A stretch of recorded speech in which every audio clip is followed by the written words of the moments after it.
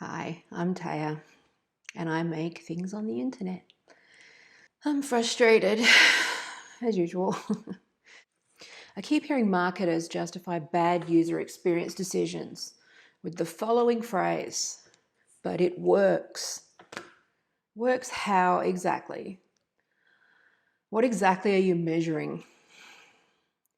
Are you thinking short term or long term? Only in the minds of a marketer would the ends justify the means, right?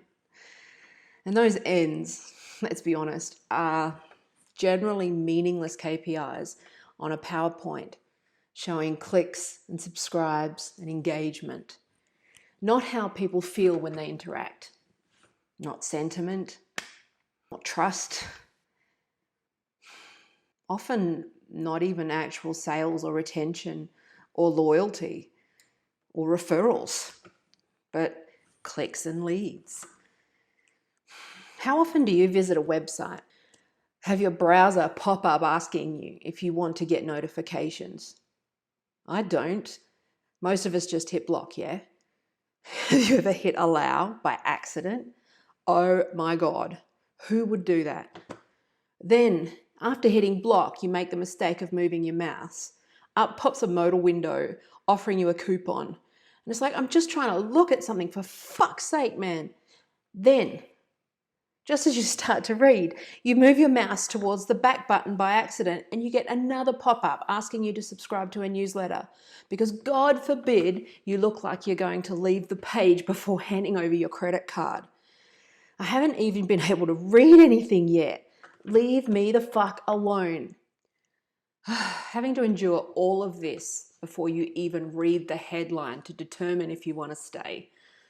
Then you're getting sent to landing pages with exclamation points and manipulative clickbaity copy and pop-ups and sell, and all that shit. And if there's a 7 at the end of the price, well, it works, right? But it's also manipulative and wrong and short-sighted. Like, oh my God, Kogan. Every time I buy something from there, they subscribe me to their email list, then start sending me deals, and I have to unsubscribe again. Over and over and over again. I kept forgetting. I keep forgetting, and I've stopped.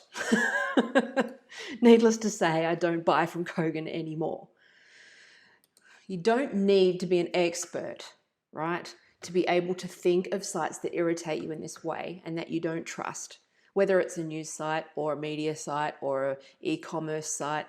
And just think about that. You don't trust them and you avoid buying from them unless you absolutely have to because their user experience is shit. But it works. We had 100 new subscribers this week. Yeah, sure, okay. But put yourself in your customer's shoes. Stop pissing them off. This stuff might work, but if you're measuring the short-term things like, oh, hey, they subscribed to my newsletter and got my ebook, or they clicked on that intrusive button and we got a lead from it. Well, here's some advice. They're not leads until they indicate that they're ready to buy. Okay? This means that they've asked for a quote, they've added to the wish list, they've added it to their cart.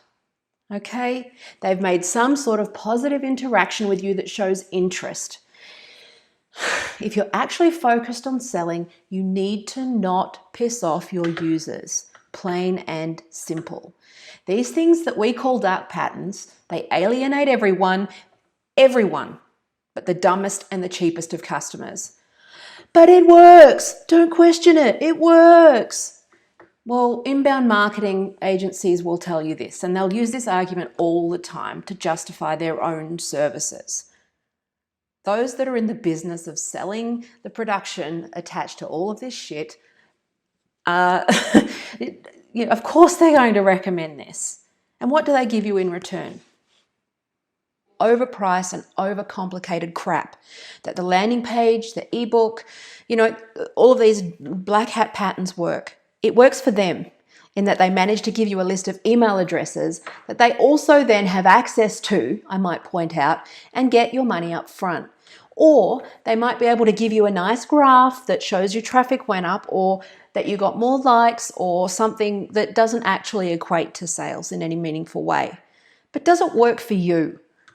Or do you just end up with a list of email addresses of people who were looking to read an article or buying a charge cable or a packet of batteries for the cheapest price on the day, and then they were subsequently so annoyed that they decided to never ever buy from you again? Or did your lead magnet give you a bunch of people who just wanted free IP, don't want to pay for anything, and need everything spoon-fed to them and are easily manipulated? Which most certainly means that if they're easily manipulated by you, it means that they'll just move to the next person who makes the next big promise. Please play the long game. People buy from you when you provide something that they want and when they trust you. They don't buy if you trick them into giving you their email address so you can send them more crap that they don't want. I mean, they might.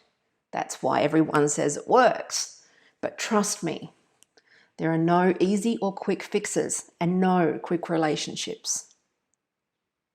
No quick relationships. If you want to talk to me about some of this stuff, or about your digital issues, or have me look into an audit, just get in touch. Also like and subscribe and share this with anyone who might need this truth. Play the long game. Email addresses are not leads. Downloading an ebook. They wanted the ebook.